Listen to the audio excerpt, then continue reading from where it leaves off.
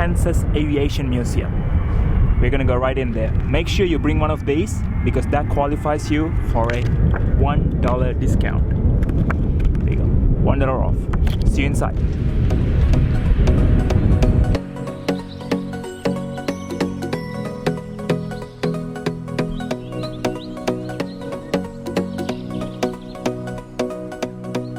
So the theme of this museum is that they're trying to exhibit the heritage of Kansas. So basically anything in aviation that has been manufactured or flown or basically been in Wichita, they're trying to get anything in here so that history is reflected.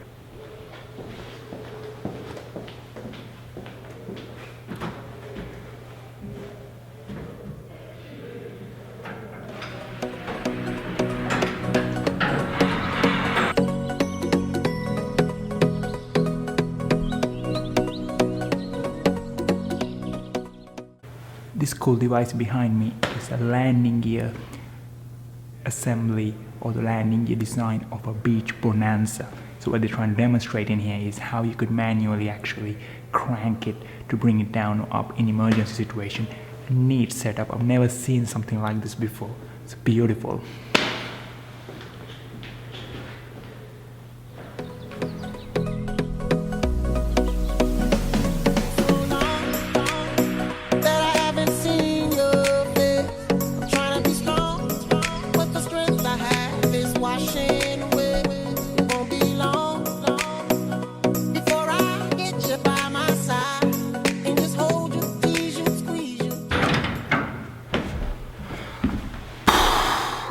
My arms hurt now.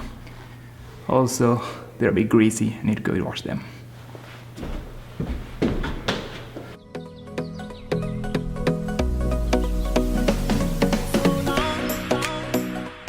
This section of the museum is dedicated towards Cessna. So everybody who started off in aviation definitely went through a Cessna. At least as a pilot you have flown a Cessna 150. At least you heard about it. Now, what you can see in behind is the jacket worn by Clyde Cessna.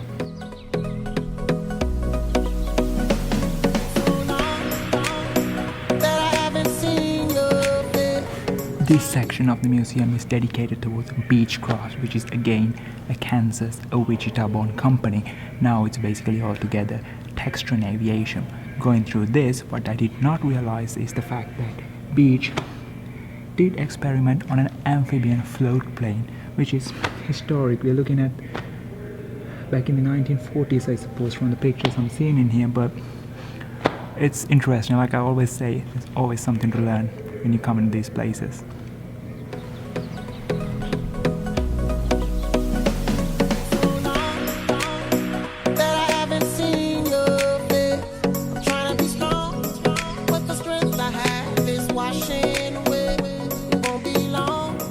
This here is an actual cockpit section of a Beechcraft Starship, like it's said in here. So it's a donation from the factory. It's in immaculate condition.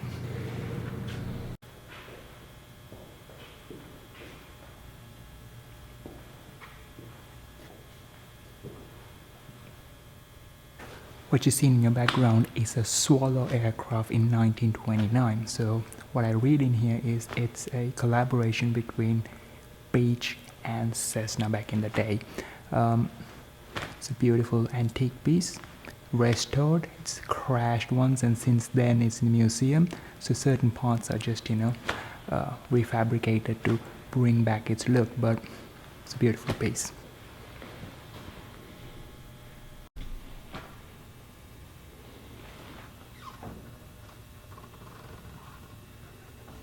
Notice in the tail it says type approval number 21. So I believe that's like the type certificate number back in the years. Lovely.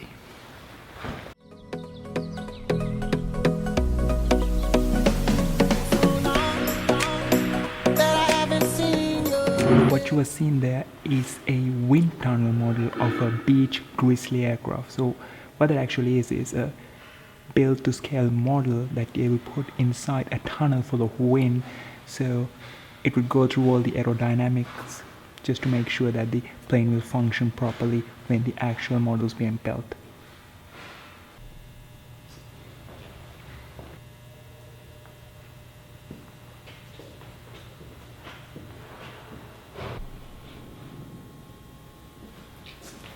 So following the success of the Swallow, they built this airplane which is known as the Wichita Tractor or the Laird Swallow, just because what they say in here is its flight characteristics were a little bit like the Swallow, so people preferred it to call another version of Swallow. If not, it was originally known as the Wichita Tractor.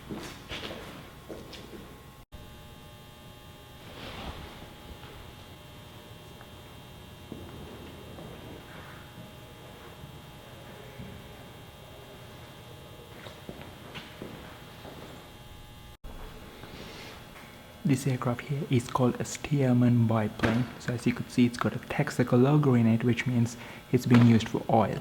So what I learned is Wichita has a lot of oil-based companies in here, and that's another reason why aviation became so popular in here, because there's a lot of oil money, a lot of investments in here. So people were looking quicker ways of getting things turned around, and came aircraft.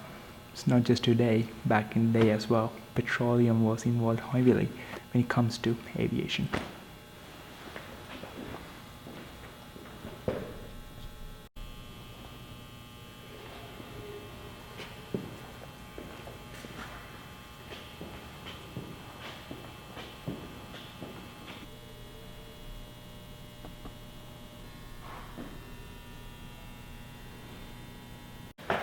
This is the first time I'm seeing quarter pins or split pins used as a locking device on propellers. I'm not saying that wrong or anything, it's just that I've never seen something like that before. I think it's a Skylark aircraft, again another product of Wichita.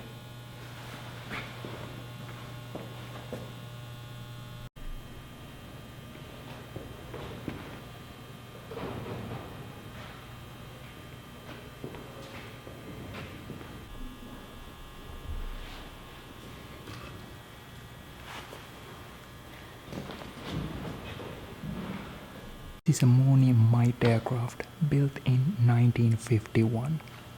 Obviously another product of Wichita.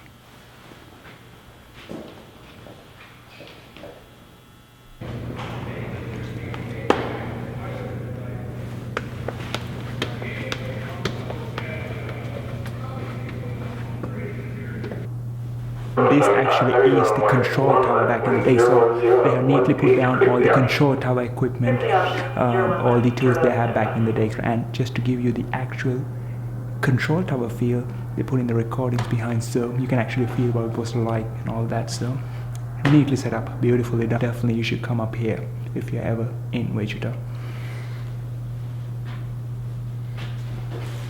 Not to mention, the view is spectacular. Spectacular.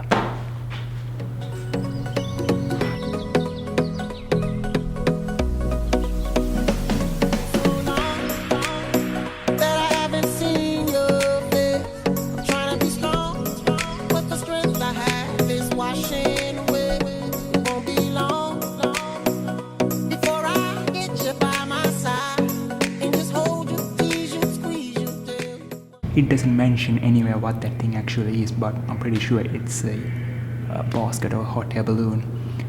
It's got all the instruments, you know, like the altimeters and everything. First time I'm seeing one. It's awesome, beautiful.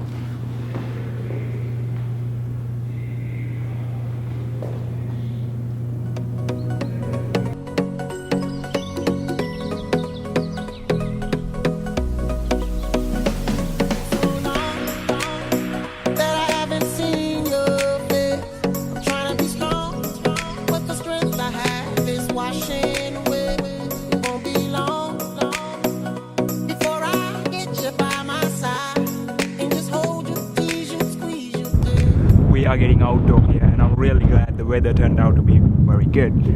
This, like I said, was the airport back in the day, and the area in front was basically the tarmac where all the refueling, passengers deplaning, everything used to happen. And they say that this lawn where I'm standing right now, people used to put a small stall in here. They used to have purchase hamburgers and, you know, snacks, lay their blankets out in the sun, just wait and relax until the airplanes arrive. Sounds like the lounge or the terminal experience back in the days.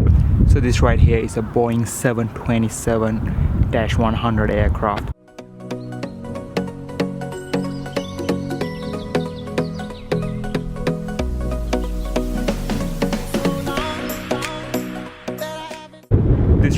is a beach Seminole aircraft, unpressurized piston engine aircraft built back in the 1960s. So it was serving its sweet period was 1960s to 67. What you're seeing behind me is the monstrous Boeing Stratofortress. It goes up to the stratosphere, and it's also fortress. 8 engines on this huge machine. B-52s were actually built in Wichita at one time. Something I really find interesting in this one is the wing tip has a set of wheels as well, which I presume is because the aircraft is so the span is so long that it might touch the wingtip. So before the wingtip touches, you can actually save it by having a wheel touch the ground. That's just an assumption from my part.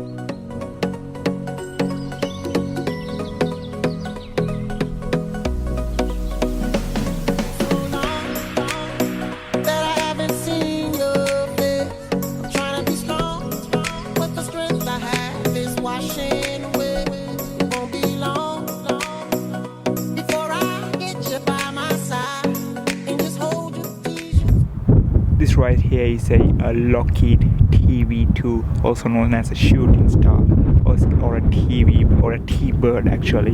A Navy trainer, according to the information we got in here. Also, they used this during the Vietnam War. I'm inside a nose landing gear bay of a B-47 Stratojet. It has 6 engines, a cousin of the Stratofortress. Needless to say, it's again built in Wichita by Boeing Wichita.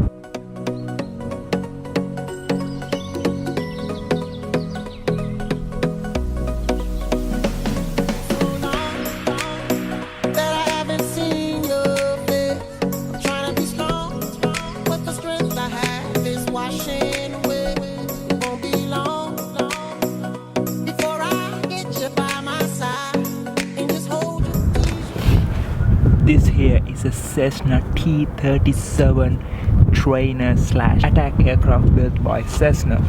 Now, interesting that they used this in the Vietnam War as well. What I find more interesting is the fact that it's written during the time of 2001 to 2009. By popular demand, it was asked to be rebuilt, and Cessna did actually rebuild during the recent times, which was later replaced by a better version of it. This is a Boeing KC-135 Strato tank aircraft. The primary function of this is to enable aerial refueling during combat situations for the aircraft. Probably you've seen this in movies, news footages. What you can see behind on top of that is the pod that enables aerial refueling. The canards or whatever it is on that, it's clearly written Kansas, suggesting that this airplane was built in Kansas.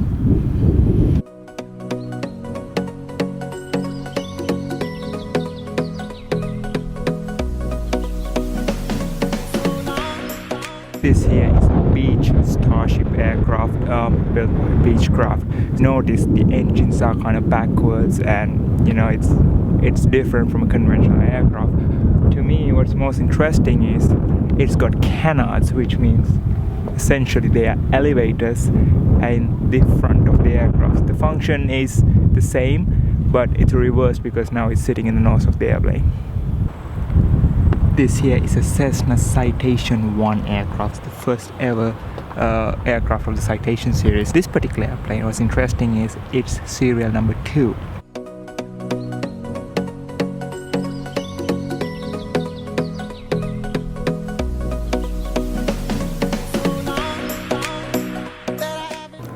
I will never forget the gift shop.